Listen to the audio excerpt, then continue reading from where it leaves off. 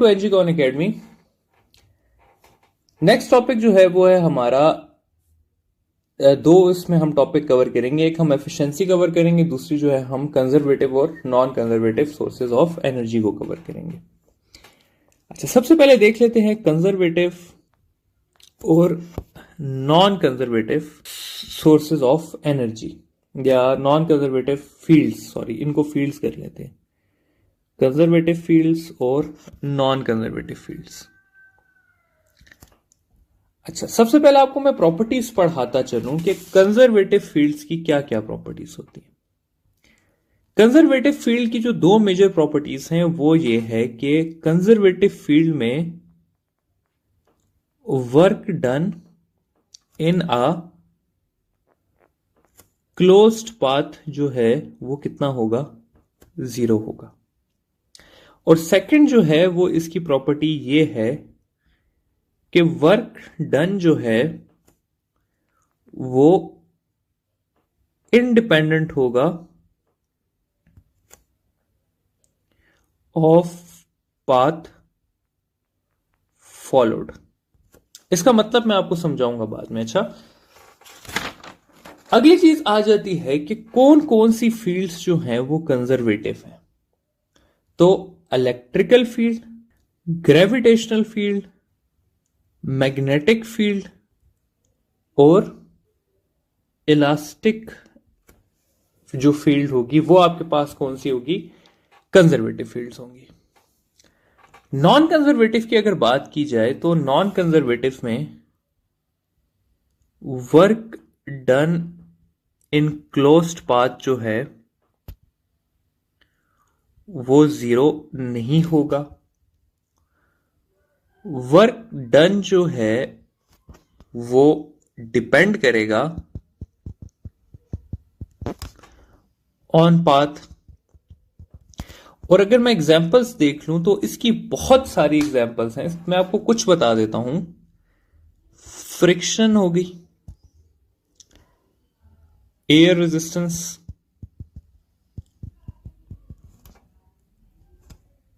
Drag force, tension हो गई। ये कुछ एग्जांपल्स हैं किसकी, नॉन कंजर्वेटिव फील्ड्स की। आप लोगों ने बस इतना, अगर आप लोगों को एग्जांपल्स नहीं याद रह सकती ना इतनी बहुत सारी, तो ये याद कर लीजिएगा कि सिर्फ यही 4 फील्ड्स जो हैं ये क्या है, कंजर्वेटिव हैं। इनके अलावा तमाम के तमाम फील्ड नॉन कंजर्वेटिव। तो अगर आपको सिर्फ यही याद हो जाती हैं कंजर्वेटिव, तो इसका मतलब है कि आपको नॉन कंजर्वेटिव ऑटोमेटिकली क्या हो गई, याद हो गई। ठीक है, तो ये आप लोगों ने याद कर लेनी है। अब मैं समझाता हूं कि ये जो ऊपर के 2 पॉइंट्स हैं इसका मतलब क्या है। ठीक है, कि work done in a closed path is 0। इसका यह मतलब है स्टूडेंट्स के, मैं यहां से एक पॉइंट ले लेता हूं,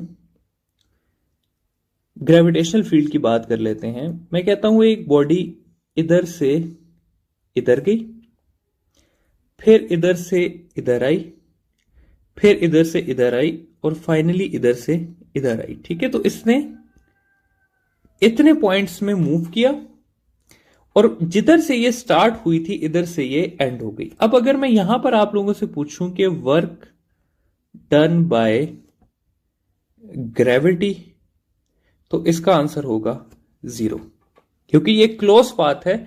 और ग्रेविटेशनल फील्ड क्योंकि एक कंजर्वेटिव फील्ड है, तो आप कहेंगे कि इसमें वर्क डन कितना है, 0 है।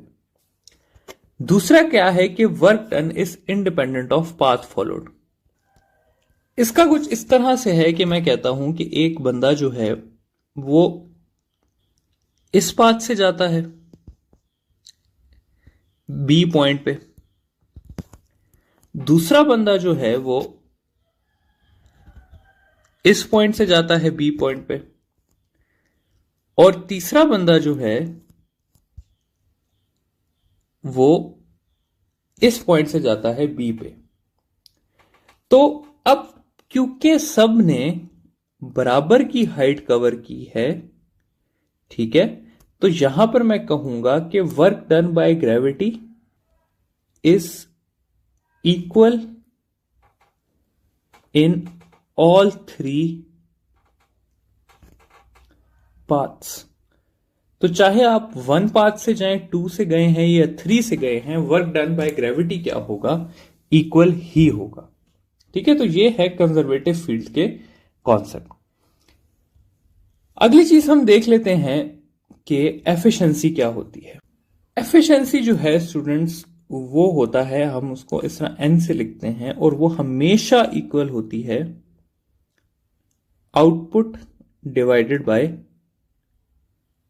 Input into 100। और ये जो आउटपुट और इनपुट है, ये आपके पास यूजुअली जाउल्स में दिया हुआ होता है। ठीक है, कि वर्क इनपुट कितना है और हमें आउटपुट कितना मिला है। देखिए स्टूडेंट्स, मैं इसको समझाने के लिए हमेशा इस तरह करता हूं कि मैं आप लोगों को एक चीज समझाता हूं। मैं कहता हूं जी कि आप वर्क करते हैं, वर्क से आपके पास हमेशा एनर्जी आती है, और इन दोनों के बीच में जो इनको चीज रोक रही होती है वो होती है फ्रिक्शनल फोर्सेस। ठीक है, तो मैं कहता हूं कि ये जो आप वर्क करते हैं ये आपका W1 कह देते हैं, जो एनर्जी आती है उसको हम W2 कह देते हैं, और जो फ्रिक्शनल फोर्सेस हैं उसको हम W3 कह देते हैं।